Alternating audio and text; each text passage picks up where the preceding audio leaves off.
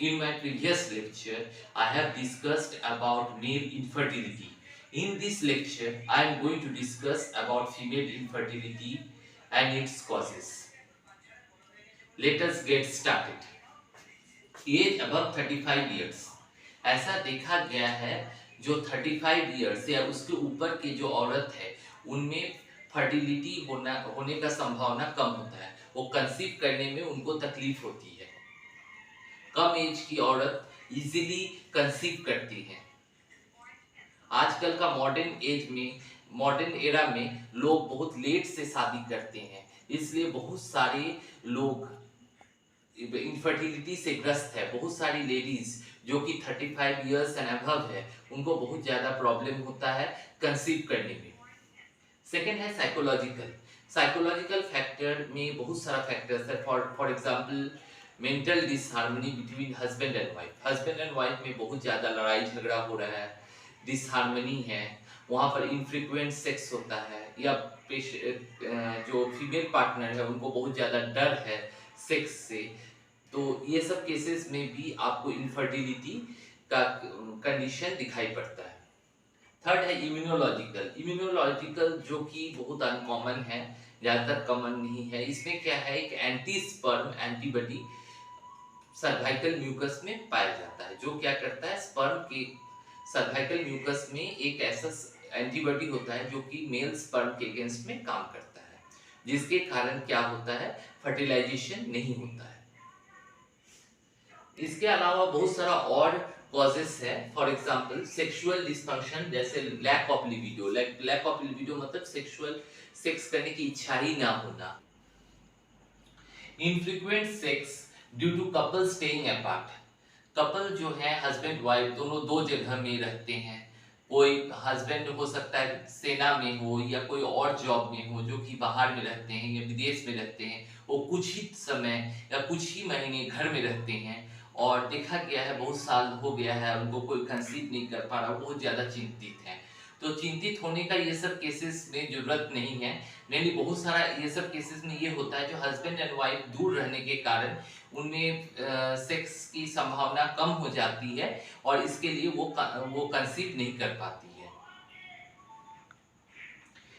उसके अलावा है एग्जॉर्शन ड्यू टू ओवरवर्क। जो औरत बहुत ज़्यादा काम करती है, बहुत ज़्यादा थके हुए होते हैं, जिसके कारण क्या होता है, उनको सेक्स करने की इच्छा नहीं होती है, और इनफ्रीक्वेंट सेक्स होता है, जिसके कारण बहुत महीने में एक बार होता है या नहीं होता है, जिसके कारण क्या होता है, वो सब लेडीज भी अक्सर इनफर्टिलिटी का शिकार होते हैं। इसके अलावा है वैजिनिस्मस एंड डिस्पेन्यूरिया।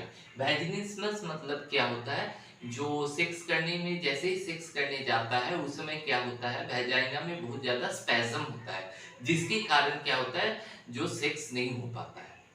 और उसके बाद है डिस्पेन्यूरिया का अर्थ है पेनफुल सेक्स बहुत पेनफुल होता है, जिसके कारण क्या होता है, वहां पर फीमेल पार्टनर सेक्स के लिए एग्री नहीं करते हैं।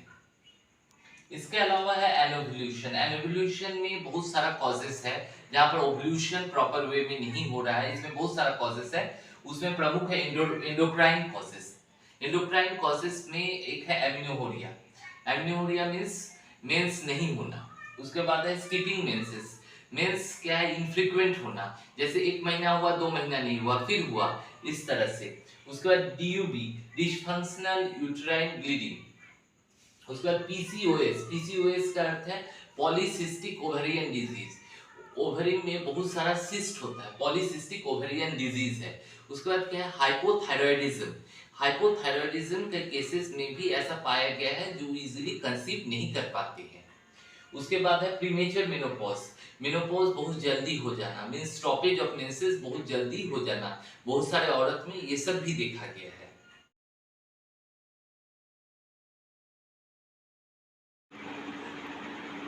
पैथोलॉजिकल डिफेक्ट्स, ये vaginal tough tender hymen, narrow vaginal introitus cause poor penile penetration into the vagina.